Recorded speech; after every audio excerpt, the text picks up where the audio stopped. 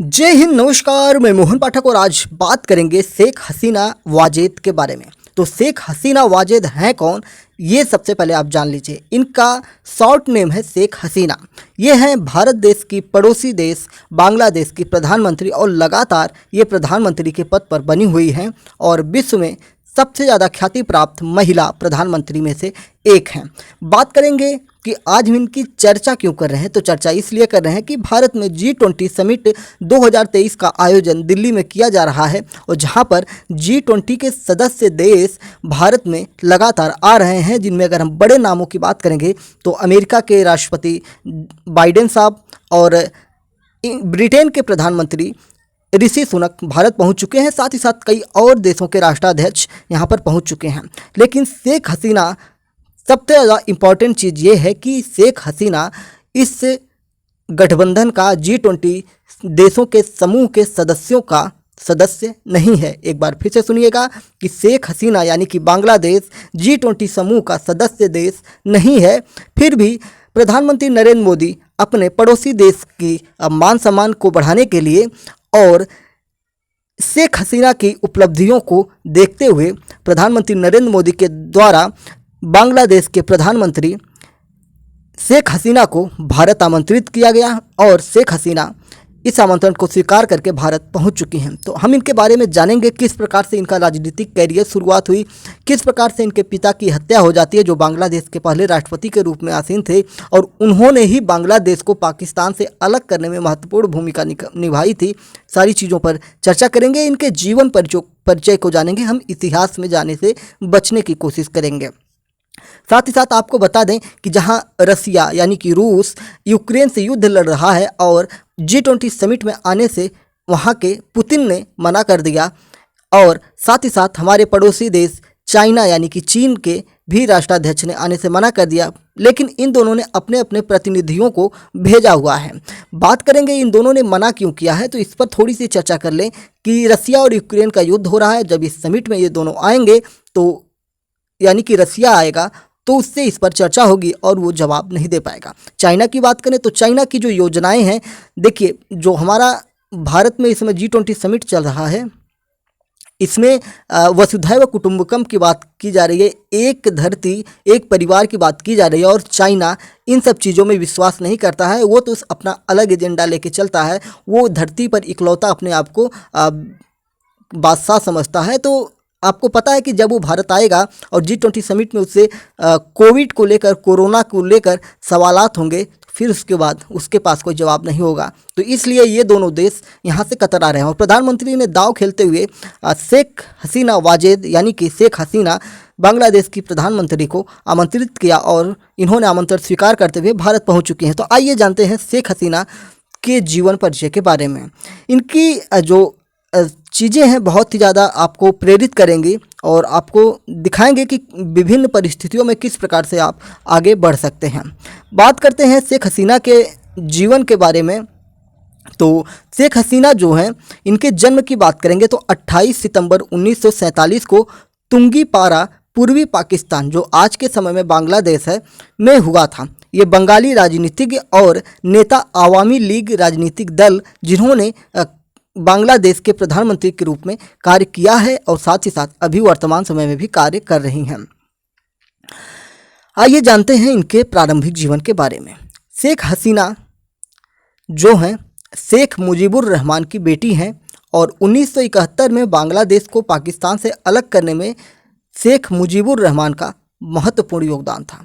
1968 में उन्होंने एक प्रख्यात बंगाली वैज्ञानिक वाजेद मियाँ से शादी किया था। किसने? शेख हसीना ने शादी किया था। 1960 के दशक के अंत में ढाका विश्वविद्यालय में रहते हुए वह राजनीति में सक्रिय थी और पाकिस्तान सरकार द्वारा कारावास के दौरान अपने पिता के राजनीतिक संपर्क के रूप में कार्य किया। हसीना और उनके परिवार के अन्य सदस्यों को भी 1971 में मुक्ति संग्राम के दौरान विद्रोह में भाग लेने के लिए कुछ समय के लिए हिरासत में लिया गया था और जिसके परिणाम स्वरूप अंततः बांग्लादेश की आज़ादी हुई थी। 15 अगस्त 1975 को हसीना के पिता, जो कुछ महीने पहले ही बांग्लादेश के राष्ट्रपति बने थे, मतलब 1975 की हम बात कर रहे हैं, 15 अगस्त 1975 को जो हसीना के पिता थे, जो उस समय बांग्लादेश के राष्ट्रपति के पद पर आसीन थे, उनके पिता, माँ और 3 भाइयों की उनके घर में कई सैन्य अधिकारियों द्वारा हत्या कर दी गई थी। हसीना जो हत्याओं के समय देश से बाहर थी, इसलिए उनकी जान बच गई। इन्होंने 6 वर्षों तक बांग्लादेश से बाहर रहकर निर्वासन यानी कि अज्ञातवास में बिताए, यानी कि छिप छिपा कर किसी तरह से अपना जीवन का निर्वाह किए। उस दौरान वह अवामी लीग के नेतृत्व के लिए चुनी गई, यानी कि जो उनकी पार्टी बनी एक अवामी लीग, उसका ये मुखिया बनी और जिसकी स्थापना उनके पिता ने की थी, और तब से यह बांग्लादेश में सबसे बड़ा राजनीतिक संगठन बन गया। इनके राजनीति में उत्थान की बात करेंगे तो 1981 में स्वदेश लौटने पर हसीना लोकतंत्र की एक प्रमुख और मुखर वकील वक्ता बनकर सामने आई, जिसके परिणाम स्वरूप उन्हें कई मौक़ों पर घर में नज़रबंद कर दिया गया। उन्होंने संसद में विपक्ष के नेता के रूप में एक सीट हासिल की, जहां उन्होंने सैन्य शासन की हिंसा की निंदा की और सभी नागरिकों के लिए बुनियादी मानवाधिकारों को सुरक्षित करने के उपाय किए। आपको पता है कि पाकिस्तान में जिस प्रकार से सैन्य शासन चलता है, राष्ट्रपति प्रधानमंत्री होते हुए भी वहाँ पे शासन सत्ता इनडायरेक्ट में वहाँ की फौज चलाती है। उसी प्रकार की चीज़ें जब बांग्लादेश आज़ाद हुआ था 15 अगस्त 1975 में, तो उसके बाद मतलब 15 अगस्त 1975 में जब ये यहाँ पे इनके पिता राष्ट्रपति बने थे, तो उस प्रकार से ही होता है। अगर हम आज़ादी की बात करेंगे तो 1971 में ही आज़ाद हो चुका था, और 75 में जब इनके पिता राष्ट्रपति बने थे तो सैनिकों द्वारा, कुछ जो अधिकारी थे उनके द्वारा इनके पिता, इनकी माता, इनके भाइयों की हत्या कर दी गई थी। और इन्हीं चीज़ों को लेकर ये लगातार संसद में आवाज़ उठाती रही और अपनी बातों को मनवाने की चर्चा करती रही थी, और इन सब वजहों की वजह से इन्हें लगातार नज़रबंद कर दिया जाता था। नज़रबंद क्या होता है, अगर हम इसकी बात करें तो इसे आप हाउस अरेस्ट कह सकते हैं। जैसे आप अपने घर में रह सकते हैं, आप अपने घर के बाहर नहीं निकल सकते हैं, और घर के बाहर आपके फोर्स लगा दी जाती है, पुलिस लगा दी जाती है, सेना लगा दी जाती है। जिस प्रकार से आपने जाना होगा कि नज़रबंद किया जाता है, तो जम्मू कश्मीर में जब 370 धारा हट रही थी, तो उस समय वहाँ के जो लोकल लीडर थे उनको घर में ही हाउस अरेस्ट कर लिया गया था, नज़र बंद कर दिया गया था। तो इसी को नज़रबंद कहते हैं। ये संसद में विपक्ष के नेता के रूप में बहुत ही मजबूती से वहाँ पर सैन्य शासन की हिंसा की निंदा करती थी और सभी नागरिकों के लिए बुनियादी मानवाधिकारों को सुरक्षित रखने के उपाय भी करने की बात करती थी। दिसंबर 1990 में बांग्लादेश के अंतिम सैन्य नेता ले जनरल हुसैन मोहम्मद इरशाद ने हसीना द्वारा जारी अल्टीमेटम और बांग्लादेश के लोगों द्वारा व्यापक समर्थन के जवाब में इस्तीफा दे दिया था। 1991 में बांग्लादेश में 16 वर्षों में होने वाले पहले स्वतंत्र आम चुनाव में हसीना संसद में बहुमत हासिल करने में विफल रहीं और शासन की शक्ति उनके प्रतिद्वंदी को दे दी गई। खालिदा जिया प्रतिद्वंदी नेता बांग्लादेश नेशनलिस्ट पार्टी की थी। कौन? खालिदा जिया, जो उस समय शासन में आई। हसीना और उनके अनुयायियों, उनके समर्थकों ने चुनाव के दौरान बीएनपी, जो खालिदा जिया की पार्टी थी, पर बेईमानी का आरोप लगाया और अवामी लीग ने अन्य विपक्षी दलों के साथ संसद का बहिष्कार किया।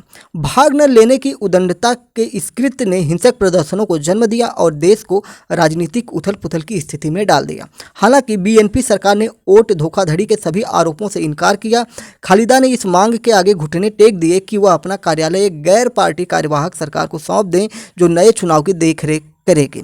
जून 1996 में हसीना प्रधानमंत्री चुन ली जाती हैं। हालांकि प्रधानमंत्री के रूप में हसीना के पहले कार्यकाल के दौरान बांग्लादेश की अर्थव्यवस्था लगातार बढ़ती रही, लेकिन देश में राजनीतिक अव्यवस्था फैलती रही, बढ़ती रही।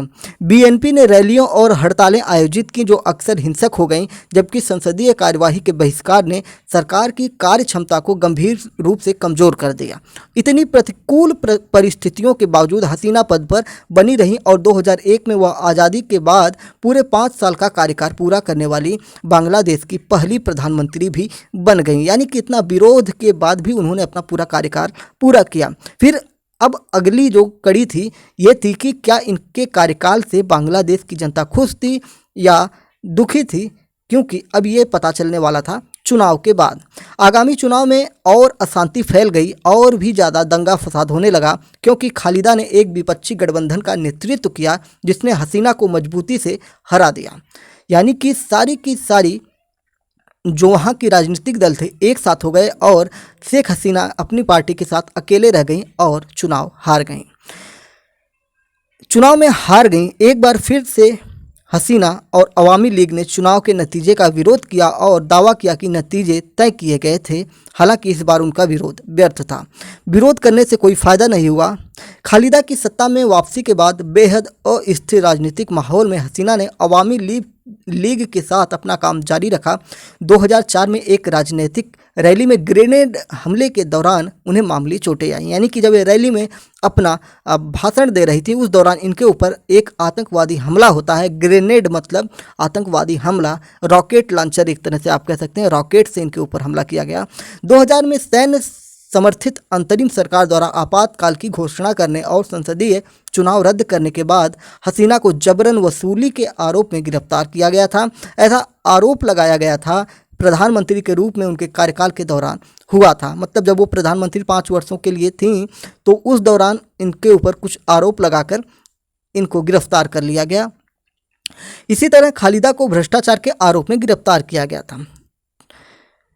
दोनों को कैद कर लिया गया। हसीना को जून 2008 में और खालिदा को सितंबर में जेल से रिहा किया गया था। उस वर्ष बाद में आपातकाल हटा लिया गया और 29 दिसंबर को आम चुनाव हुए। खालिदा और बीएनपी के विपरीत हसीना और अवामी लीग ने संसद में ठोस बहुमत हासिल कर लिया। जनवरी 2009 में हसीना ने प्रधानमंत्री के रूप में शपथ ली।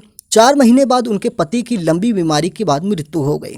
जनवरी 2010 में 5 पूर्व सैन्य अधिकारियों को, जिन्होंने शेख हसीना के पिता, उनके भाई, उनकी माता की हत्या की थी, उन सभी को 1975 में हसीना के पिता की हत्या का दोषी ठहराया गया, जो कि उस समय के राष्ट्रपति भी थे।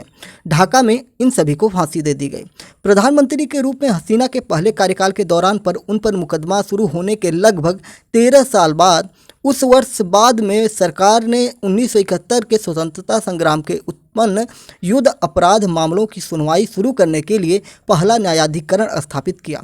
हालांकि ट्रिब्यूनल के कई दोषी अवामी लीग के विपक्ष के प्रभावशाली सदस्य थे और समर्थकों और सहयोगियों ने ट्रिब्यूनल को राजनीति से प्रेरित बताकर इसका विरोध किया।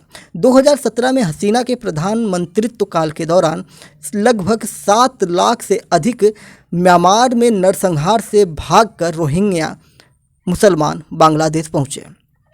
बांग्लादेश की सरकार ने शरण और सहायता प्रदान की। हालांकि इसने शरणार्थियों का दर्जा नहीं दिया और स्वैच्छिक आधार पर रोहिंग्या को वापस लाने के लिए काम किया।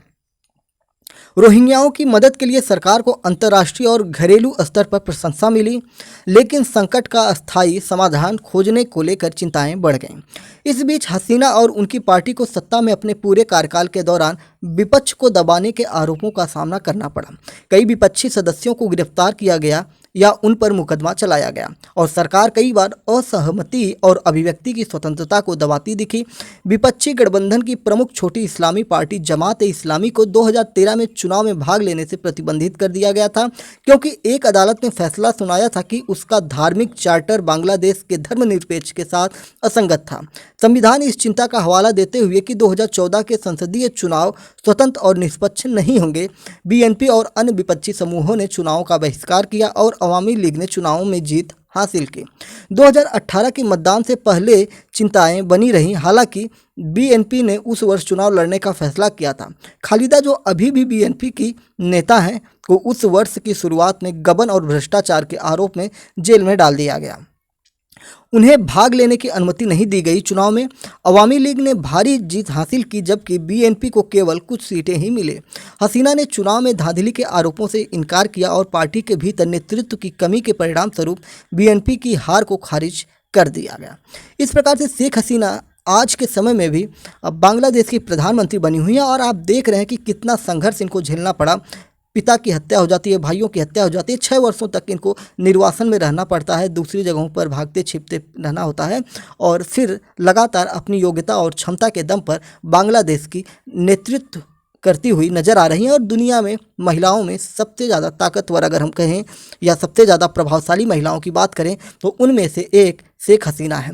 और भारत और बांग्लादेश के संबंधों की बात करें तो बांग्लादेश को पाकिस्तान से अलग करने में भारत का बहुत ही महत्वपूर्ण योगदान था, जो कि बांग्लादेश की तरफ से सैन्य शक्ति भी भारत ने वहाँ पर पहुँचाई थी और लगातार किस प्रकार से आप देख रहे हैं कि भारत के साथ शेख हसीना का संबंध बहुत ही अच्छा है। और आप समझ सकते हैं कि जहां चीन जैसे देश, रूस जैसे देश G20 में आने से परहेज कर रहे हैं, वहीं शेख हसीना एक बुलावे पर प्रधानमंत्री नरेंद्र मोदी के तुरंत बांग्लादेश से भारत पहुंच जाती हैं और अपना एक तरह से संबंध मजबूती की बात करें तो प्रधानमंत्री मोदी के साथ साथ पिछले प्रधानमंत्री मनमोहन सिंह जी के साथ भी इनके मधुर संबंध बताए जाते हैं और आपको देखने को मिलेंगे। और भारत हमेशा बांग्लादेश को मदद करते रहता है वहाँ के डेवलपमेंट में, वहाँ पे आर्थिक सहयोग, सामाजिक सहयोग और जो भी प्राकृतिक संसाधन होते हैं, हर तरह के सहयोग वो बांग्लादेश को पहुँचाते रहता है। इसमें भी भारत की एक कूटनीति है।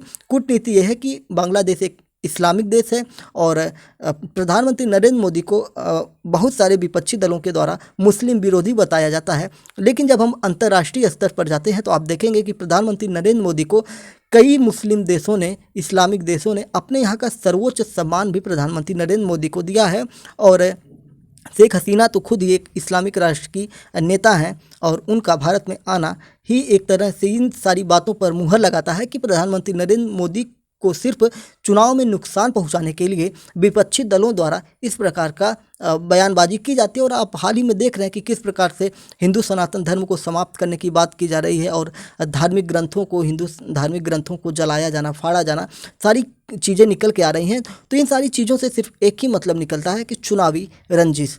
खैर, आज हमने जाना बांग्लादेश की प्रधानमंत्री शेख हसीना के बारे में। उम्मीद है कि आपको इनके बारे में जानकर अच्छा लगा होगा और इनके इतिहास को भी जानने को आपका अवसर प्राप्त होगा। चैनल पर नए हैं तो चैनल से जुड़ने के लिए चैनल को सब्सक्राइब कर लीजिए, अपने दोस्तों में शेयर करिए, लाइक करिए, कमेंट करिए और हमारे साथ जुड़ जाइए देश दुनिया की खबरों को जानने के लिए। तो एक बार फिर से कहेंगे कि चैनल पर नए हैं तो इसको सब्सक्राइब करके हमारे साथ जुड़ जाइए। जय हिंद, नमस्कार, भारत माता की जय।